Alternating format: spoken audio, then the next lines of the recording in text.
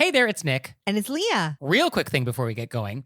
Please subscribe to our show and follow it. In whatever platform you're listening to us on. Yes, whatever app you're using right now, there's probably a plus button or a little bell or it says subscribe. Well, tap that, please. Just a quick little, and it makes such a big difference for us. We would really appreciate it. We really would. So please do that, and thank you. Thank you. And now, let's start the show. Yay! Hey everybody, it's Nick Layton. And I'm Leah Bonema. And we had so many great questions from you all in the wilderness Ow! that we have a bonus episode. So here we go. Our first question is, quote, I live in Florida, and residents here are passionate about a certain grocery chain. I often complain to my partner about how frustrated I am with the chatty cashiers, even though many people actually seem to enjoy it. They start with the usual, how are you? Did you find everything okay? Annoying, but tolerable. But then they will often go and ask what I consider to be personal questions. Do you have any plans for this weekend? What have you been up to today? My southern peers say that they're just being polite, but I find asking a stranger personal questions actually quite rude. What do you think? And how should I respond to these questions? This week, I actually was reading an article about how, and every time I read an article, I usually Google it to see if there's another article saying the same thing in case it was completely made up. Okay. Which I didn't do. Okay. So let's just say it may or may not be real. But it was how in England, they are now starting an extra cashier line for elderly people who are alone and want to have extra long conversations with their cashier. Okay. And I thought, how delightful. Yeah, I guess give customers what they want. And so some customers want more chat and some customers want less. So everybody wins. I also think that this is we talk about etiquette varying from place to place. Yes, inherently. And the first solo show I did in New York City, I had a whole scene where you spend time in New York and then I would go home and the person in front of me in line would be counting out change. And I would be like, what are you doing right now? Nobody has this kind of time. First of all, who has change? And why are you trying to give exact change? And then people were chatting and I was like, what are you doing in line? But that's outside, people do things differently in different places. And yes. In smaller towns, people they take more time at the cashier and they have chats. I also think that if it's something you don't want to engage in, you cannot engage. So I think my first thought is, these are not sincere questions. This cashier does not actually want to know how your day is going or what you're up to. I mean, do they? I can't imagine. They may. They're just saying these as things one says. And I think you just flip it around and say, oh, how's your day going? Right. Yeah. I think the responses are fine, thanks, and oh, the usual. I also wrote the usual. I think it's a classic. Yes. Just like cheese and crackers. It's a staple answer. Right. I think that goes for everything. Like, how's your day going? What are you up to? The usual. Yeah, it's polite. You're answering, but you're not opening it up for a full conversation. I also like you know how it is. That's a great one. Yeah, I think we just kind of shut it down politely. And the trick is to use a tone that doesn't sound like you're annoyed. And that's really like the key thing to remember when you're trying to shut it down, is it just has to sound like you are being polite and not super annoyed by this. Yeah, which I think you nailed it with your tone. The usual, I often respond with, these are wild times. Oh, that feels like that invites further conversation. I know, but I'm inviting it. That's... I see. Yeah, no, if you don't want to shut it down and you would like to actually have a longer conversation, if you want to be one of those old people in a British supermarket in their special line. That's me. Then, yeah, have at it, Leah. I want to know everything about I love going to Ralph's. That's one of my great joys in California. It's a full-size supermarket. And when I'm up, I want to talk to that cashier. Yeah, no, I'm looking to get out of Gristedes as quickly as possible.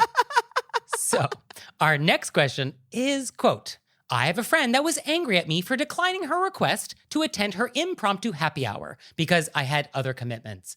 I was honest and I told her I couldn't make it in advance. And again on the day when she texted me again saying, I really hope you can come tonight. Come at 5 p.m. She then sent me an angry text later that evening when I didn't make it and said, I was raised that if I was invited to something, then I should attend. Is this even a thing? Also of importance, I was about to leave on a trip for 5 days with this friend and all of the other gals she invited. And I didn't feel like giving up a few hours with my family after an extremely busy week, especially when I'm about to leave on a trip with these people. So she was miffed I didn't go to her happy hour, and now I feel required to go to everything she throws, even when I don't want to. What do you do when you strongly disagree with a friend over etiquette to preserve the friendship? I just went to another dinner she had rather than anger her when I really planned to have a much-needed date night with my husband. What should I do? No. You are not obligated to attend everything you're invited to. Can you imagine if we lived in a world in which that was the rule? That you were obligated to attend everything you were invited to? That would be bonkers. It would be bonkers. It's impossible. You would never have time to do your life. I mean, that's just not a thing. No, it's not a thing at all. No. And Miss Manners famously says, an invitation is not a subpoena.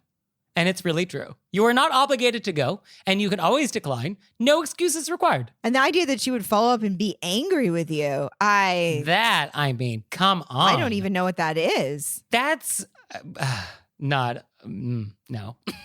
I have no words. I have no words. And the idea that you feel like you have to go something you don't want to go to when you wanted to spend time with your husband because you don't want to anger her? Yeah, that sounds real fun. This is like walking on eggshells around somebody who's making up their own rules. Yeah, no, only we get to make up the rules when it comes to etiquette. Yeah, I mean, it's not a thing, and we got to shut it down, and we need some boundaries here. And one of the questions our letter writer asks is like, what do you do when you strongly disagree with a friend over etiquette to preserve the friendship? And I think the question is, I don't know if you do preserve the friendship, because etiquette is not just etiquette. Etiquette is values. Like, etiquette is more fundamental than just sort of like what fork to use. Etiquette is like how we see the world and how we treat other people. And so if we're just on very different pages in terms of how we treat other people, I don't know if that means we are really compatible as friends, if we're really on very different pages. So I would rethink this friendship and maybe reseat this person in your theater, and maybe they're more of an acquaintance than a friend. And it's also because it's not like the idea that how we see etiquette differently. She is making up a rule and telling you that you have to come to everything that she does. Right. And is super mad that you don't. Yeah, and then is angry with you. Right. About how you spend your time. And I think that that's not, it's, as Nick said, that's not disagreeing over a fork. That's a whole other way of living that's also completely by her rules. Right. And I do get the sense that this person does like to operate by her own rules and thinks everyone should follow her rules. And I have a feeling she's that sort. Yeah, if you already said you couldn't come to something and then she texted you that day and was like, I really hope you can make it, and you'd already said no. And you're like, unfortunately, I still can't, but I'll see you for the 5-day trip we have planned. Yeah, it seems you are not obligated to go to everything you're invited to, bottom line. Right. So what we need to do is just set better boundaries. And when you say no, no means no. And I don't think you should feel bad about that. And if your friend doesn't understand that boundary that you're setting, well, then that's on them. It really is. And when people say things like, I was raised that if you're invited to something that you should attend, I mean, that may be true. This person may have been raised this way, which does suggest very strongly that this person was raised by wolves. But that's not a thing. I mean, at least in American society. Who knows where this letter came from? Maybe this is a different society. Perhaps it does operate that way in a pocket of the world I'm not familiar with.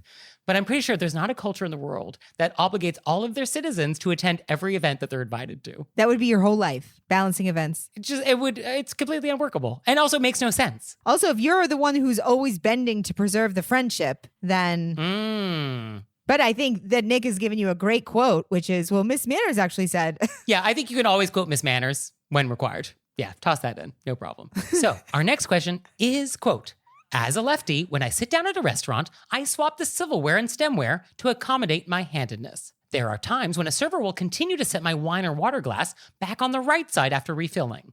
A few times, a server has looked horrified at my tableware restructuring. What is the right thing to do? Do I hobble awkwardly as a right-handed restaurant patron? Or just keep swapping things back when the server knowingly or unknowingly sets things back down incorrectly? I think just keep swapping it back. So, Leah, you are left-handed. Do you experience this?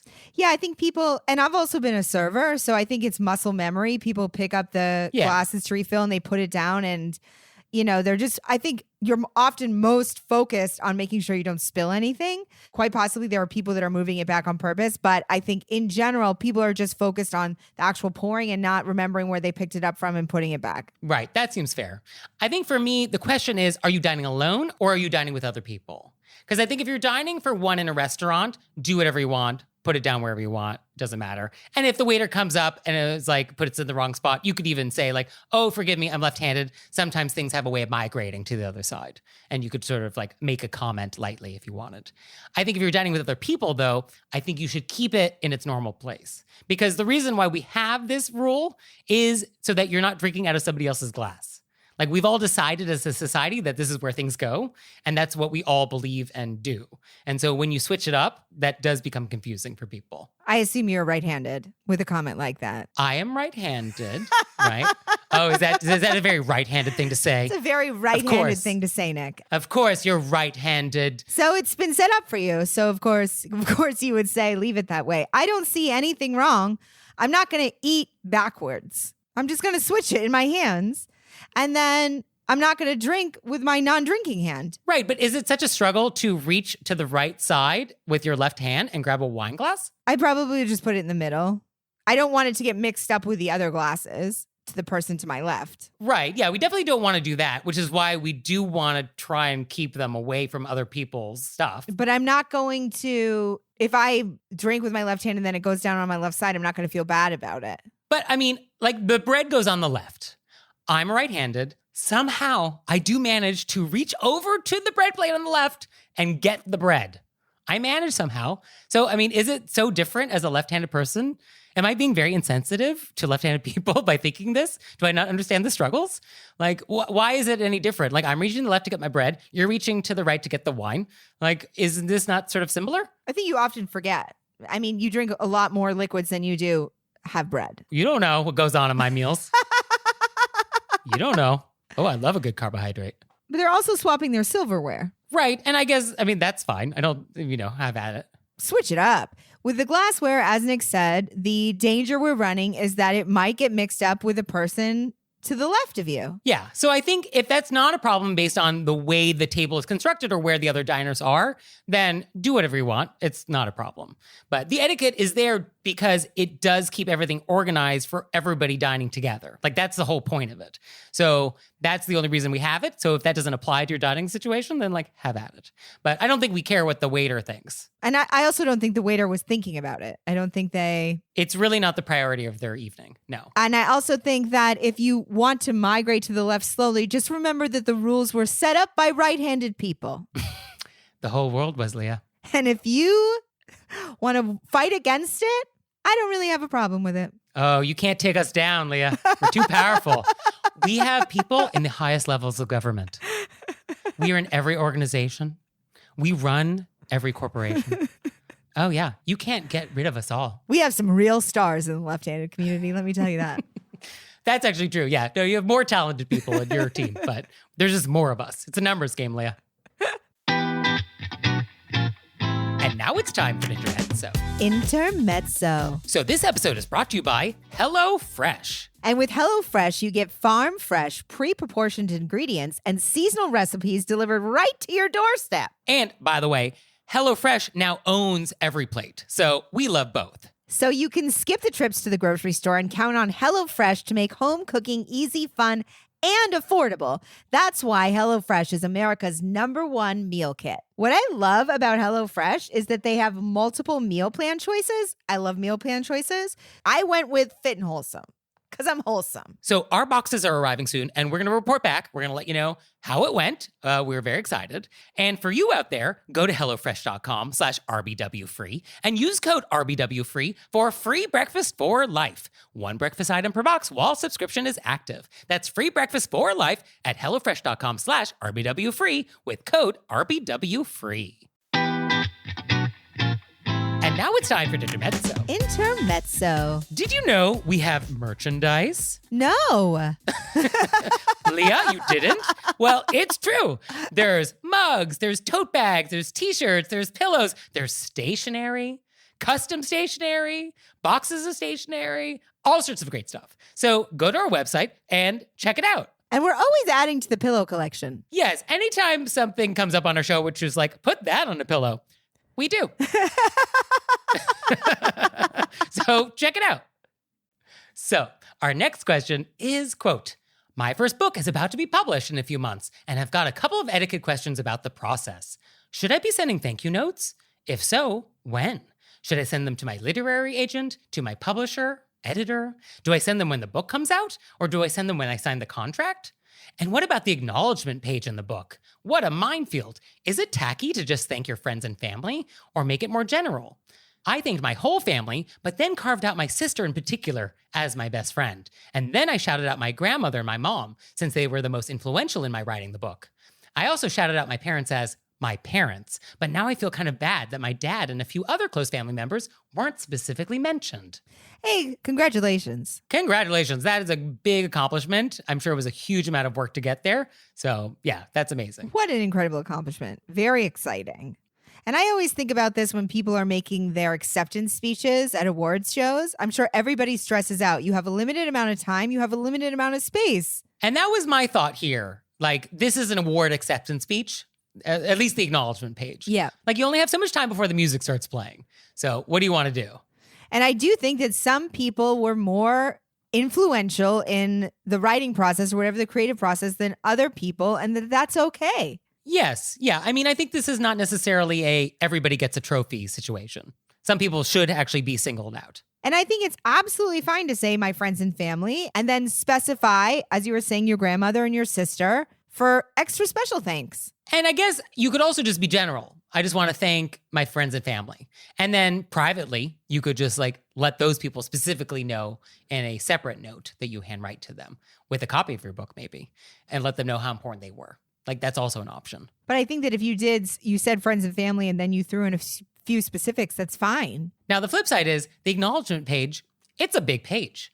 You could probably actually get your publisher to give you 2 pages if you wanted. So if you actually wanted to list everybody, there's probably room to do it. You could actually just list all the names that you wanted to. Right. I think what my reading was that what she wanted to say was friends and family, and then specifically her sister, her grandmother, and her mom who like went the extra mile. Yeah. And that's how she felt about it. And then afterwards, she's feeling guilty that she just didn't list everyone. Right. Unless you can list everybody. Like if that's an option with your publisher to actually do that.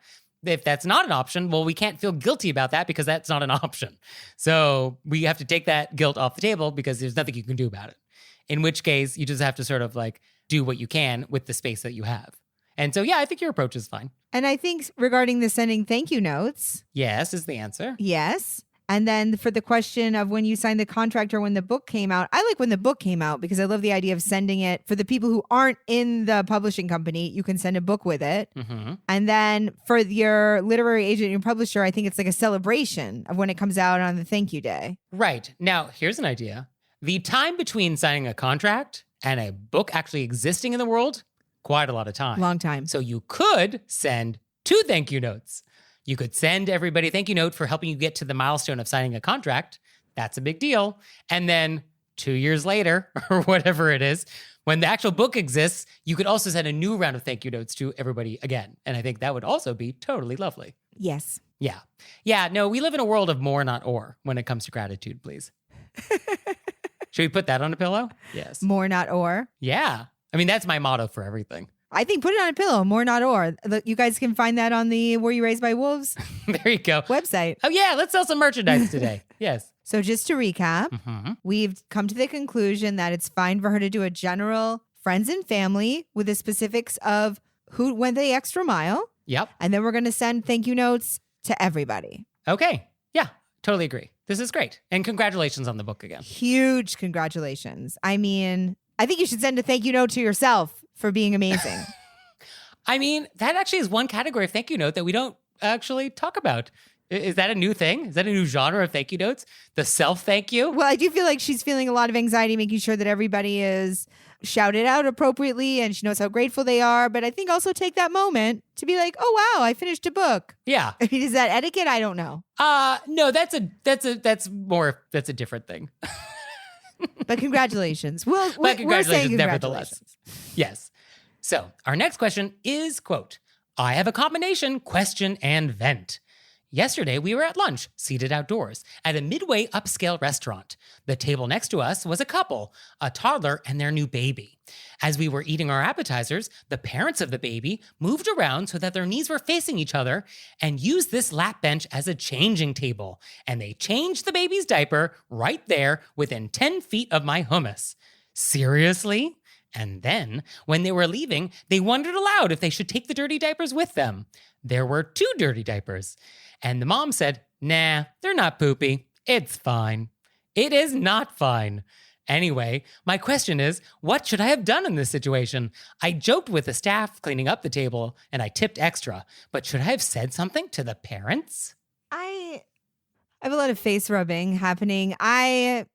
You know me, I love to find these. Are you going to try and find the benefit of the doubt here? No, the only benefit of the doubt, that I will find is imagining why a parent would have to change a diaper at a table. I can imagine a situation where that is needed. Sure, yes. And definitely there are times when it has to happen, or a restaurant has no changing tables or has no private space, or it just is some emergency. Sure. You can't leave the other kid anywhere. Right. You know what I mean? I understand that part of it. So we're going to just take that at face value, set it aside. It's the leaving the diapers on the table. I feel like that's where we need to discuss a little further. We need to dive in there. And I do think this is very particular because there's 2 parents there. Right. If it's just one parent, I'm almost willing to forgive everything because I feel like the world is not set up with enough support for one parent taking care of 2 kids. You know what I mean? Right. Or even one kid. I can barely maintain a puppy. So this question is very particular that we have 2 parents. Yes. The diaper part.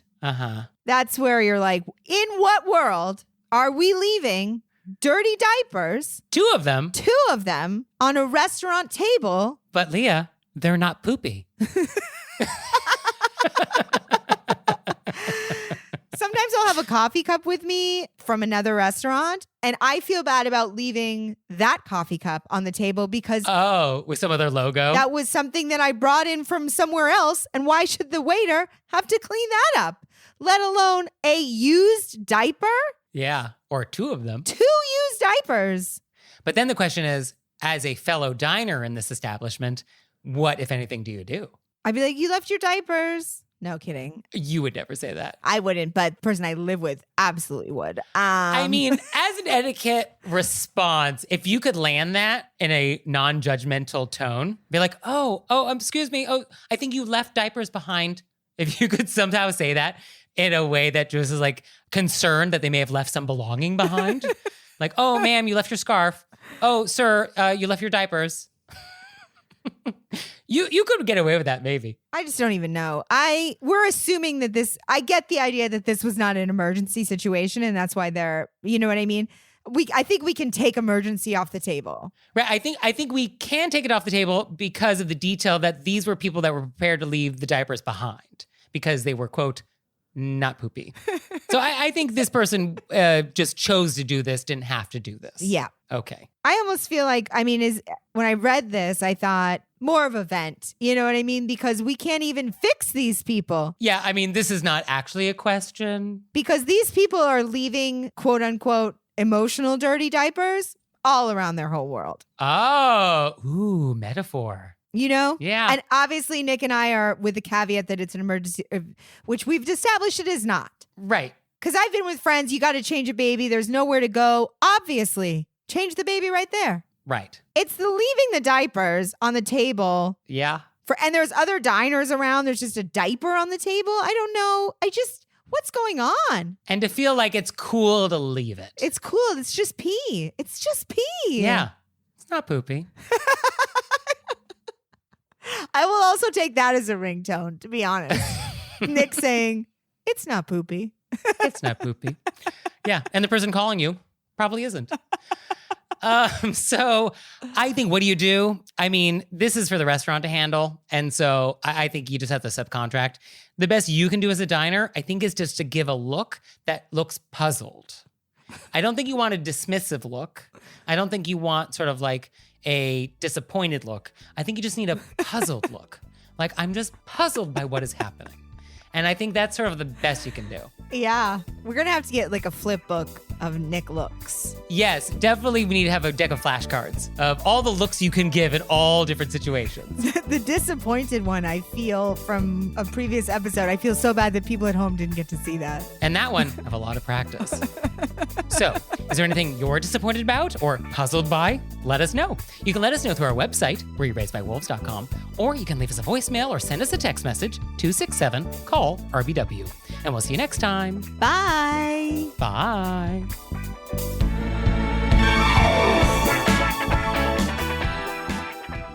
Oh, Leah, one more thing. What? Have you signed up for Patreon yet? I have. Me too. You out there, have you signed up for Patreon yet? No? Well, go to our website, rearrangedbywolves.com, click on monthly membership, check it out, because we would really appreciate it if you'd support our show. We love your support. We would. So please do that, and we'll see you next time. Bye. Bye.